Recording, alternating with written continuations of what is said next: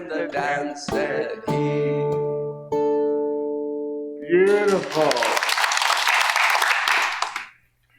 Well, this is a moment. We've had the most amazing 40-day journey in Lent. And we've certainly had good guidance by our booklet, In the Garden by Unity. Easter, a new life. This new life is ours today because in this journey, the spiritual journey of awakening and realizing that the very Christ presence is within us. It's ours to be and own and use as we see fit. It really is a special time. And I've loved this Lenten journey because it's informed me more about what needs healing in me. What do I need to let go of? What do I need to fear, or who do I need to forgive? Sometimes it's just look in the mirror and say, hello, Gary, I forgive you. The Lenten booklet for today was written by the wonderful minister, Reverend Teresa Burton, who is the editor of Daily Word right now. And she says here, we can take comfort in the Easter story and find inspiration in the example Jesus left for us. He led an important, impactful life on earth. But Jesus' greatest gift was given to us when he left the earthly plane. He demonstrated the fullness of his divinity and promised that we may know our own.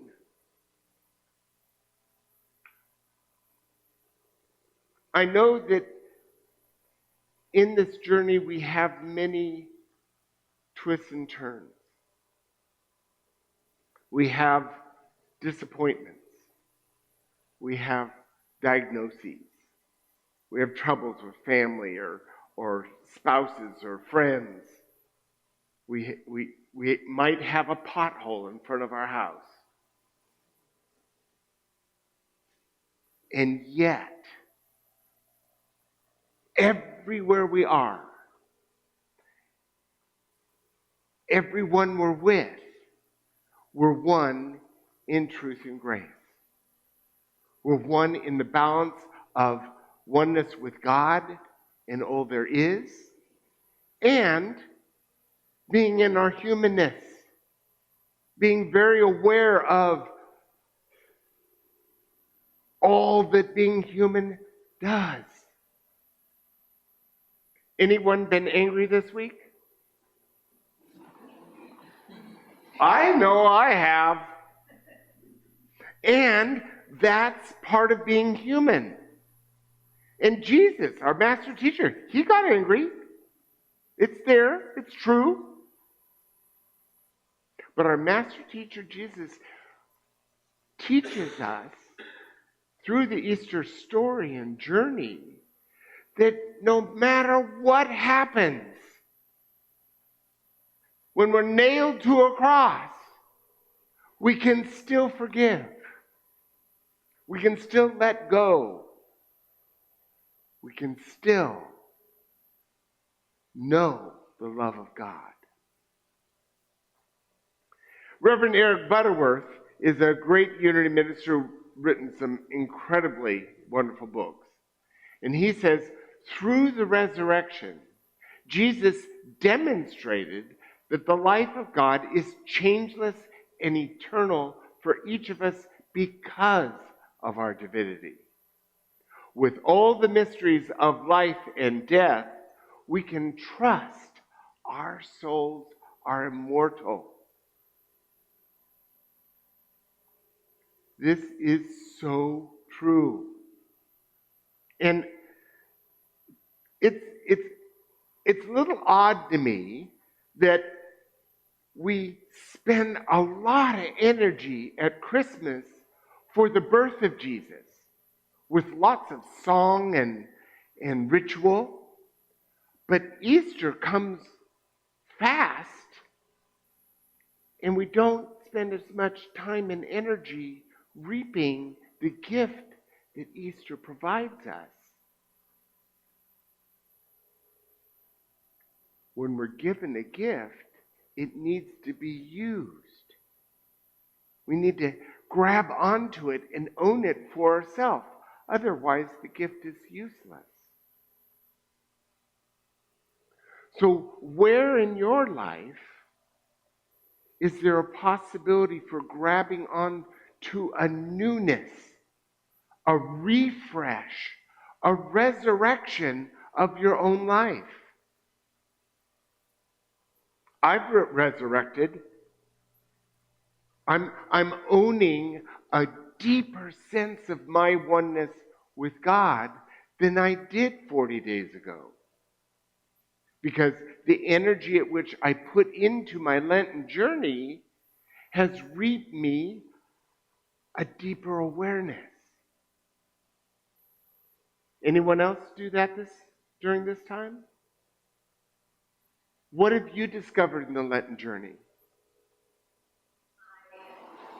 God is I am. God is I am. Beautiful. The amount of love that I experience is a gift for everyone. Everyone is entitled to be loved and to love. Yes. To be loved, loving, and loved forever. Beautiful. Alicia? Yes, sir. I've discovered that by embracing impermanence in life, that keeps coming over and over and over, that I need to embrace impermanence. That and being still with that, that it brings me closer to the Spirit, to God. So. That's beautiful. By embracing and being aware of my impermanence, I'm more able to embrace the wholeness, the blessing of Spirit that's always available to me. That's beautiful. Yes. It occurred to me yesterday that we speak a lot of Good Friday and Easter, but we don't speak of Easter Saturday, the time that Jesus was dead, in part because we don't know much about it, but in part also because we don't like to deal with that part of us that often feels dead. And we can't have Easter Sunday without appreciating Easter Saturday. That's right. That's right. So Rudy's just bringing up the fact that we have Good Friday and we have Easter, but we spend little time talking about Holy Saturday, which is when Jesus is dead. Well, let's look at this from Reverend Marianne Williamson. She says, think of everything you've ever experienced that was painful. That's the meaning of Good Friday. Think of all the ways that love ultimately healed your heart. That's the meaning of Easter. Now, these shares all indicate that second part, a recognition that love heals all things, renews all things, that we open to love, and it is us. And if we can use love as our way to call upon the Spirit in our life, the divine Spirit within us, we can resonate with the love. Now, it's part of the human journey. We're going to have pain. So there's going to be the Good Fridays. There's going to be the times of disappointment and shame and lack and doubt. But there's also what leads us, as this weekend does, from the pain to the death to resurrection, is a natural flow of our life. We all go through this cycle of life. when we lay our head upon our pillow at night, it's like a little death of the day. And we go through a period of sleep, however long that might be. Sometimes a long time, sometimes short time. But when we wake up, we're renewed. It's a new day. It's a new life. We're each faced with new life over and over again.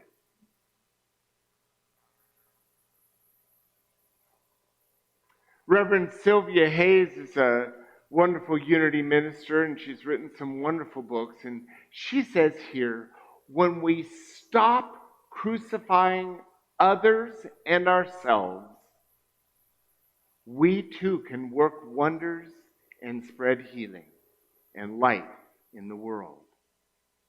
Your resilience is your brilliance. And Easter is every moment you choose to step into the truth of you.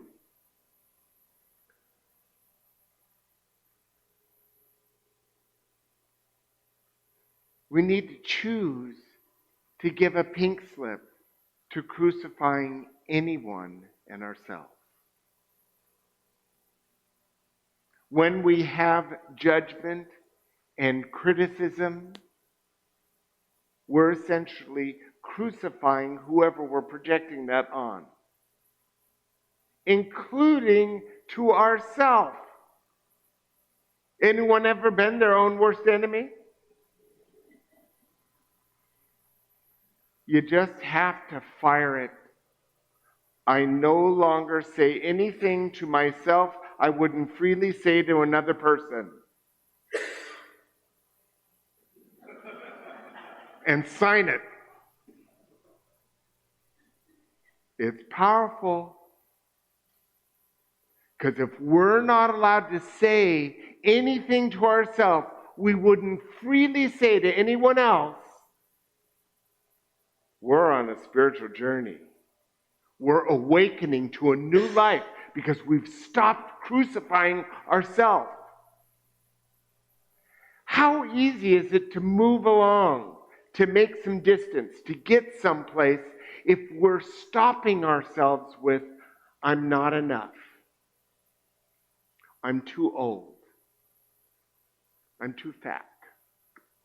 I'm not smart enough. I don't have enough. I don't have enough money. I don't have enough attitude. Maybe I have a lot of attitude. I don't know. We can open ourselves to the grace of God at any moment. And it takes spiritual discipline to stop, to breathe, and connect with the divine. By whatever name you give it. God, Goddess, Jesus, Buddha, Allah, it doesn't matter. God's big enough to take any name you'll give it. Just know who you're talking to. And get into that place where you can begin a dialogue, asking questions. When we have a problem, God, what's my best next step in this situation? And we get guidance. It's quite powerful. So join me this week by affirming for yourself. Now, this is John 11:25. These are presumably Jesus' words. I am the resurrection and the life. But I believe Jesus' words are our words as well. I am the resurrection and the life. Let's all say that. I am the resurrection and the life. How does that feel? A little weird. Well, new life does seem weird. When we have a new life, all things are possible. We're not stuck in our old ways. And if we're resurrecting, we're waking up to a greater sense of our oneness in our life with God. We're ready.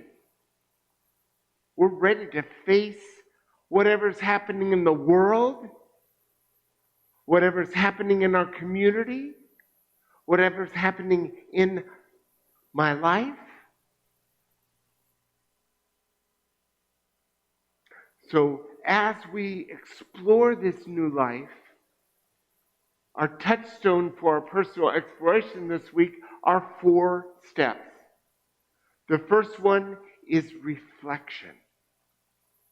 Now, reflection can happen by having a walk in nature or having a luxurious long bath. Prayer and meditation.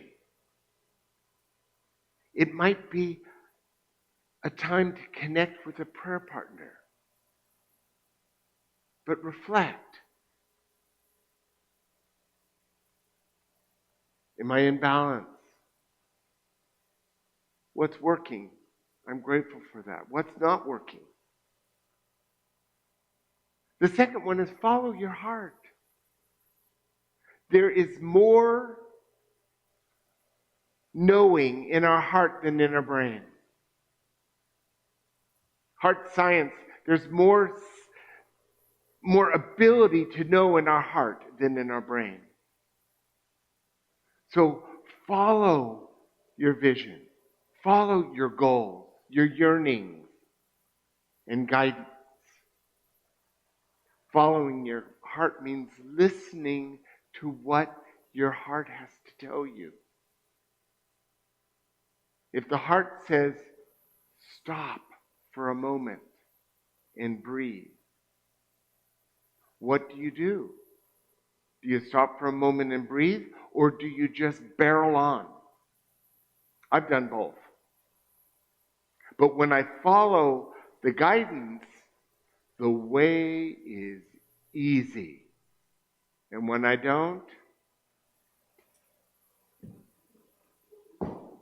buckle your seatbelt because it's going to be a bumpy ride.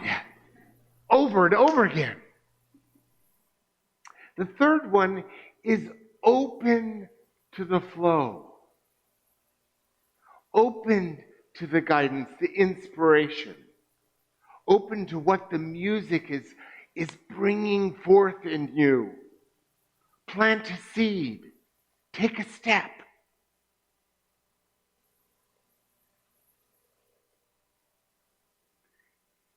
And the fourth one may seem like the shortest one, but it's the biggest one. Live the new life.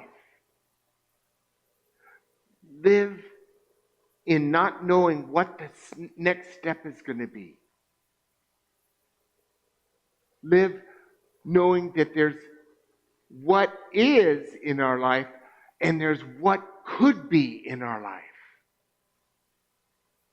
And if there's any part of our life that's just not feeling like it's working, like a toilet that won't flush,